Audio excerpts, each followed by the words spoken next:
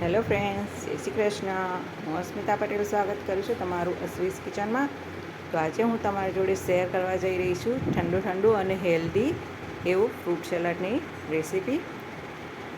તો હવે ગરમીની સિઝન ચાલુ થઈ ગઈ છે, તો હવે આપણે આ રીતની ઠંડી અને શરીરને ઠંડક આપે એવા સોફ્ટ ડ્રિંક્સ અને દૂધમાંથી બનતી વાનગીઓ બનાવીશું.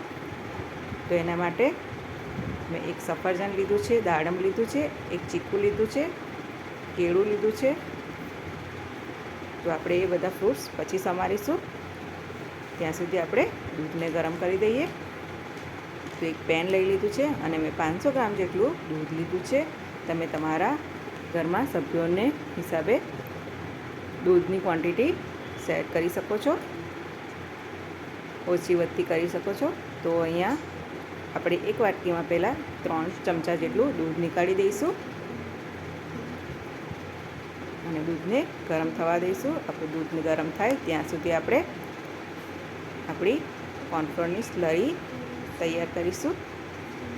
તો આપણે દૂધને મીડિયમ ફ્લેમ પર ગરમ થવા દઈશું. તો અહીંયા મેં એક વાટકી ખાંડ લીધી છે. તમે તમારા ટેસ્ટ પ્રમાણે ખાંડ લઈ શકો છો. તો અહીંયા મેં 1.5 ચમચી જેટલું કોર્નફ્લોર લીધું છે. હવે આપણે એને સારી રીતે મિક્સ કરી દઈશું, સરસ, જેથી અંદર લમ્સ ના થાય. આ રીતે આપણે એને હલાવીને મિક્સ કરી દઈશું.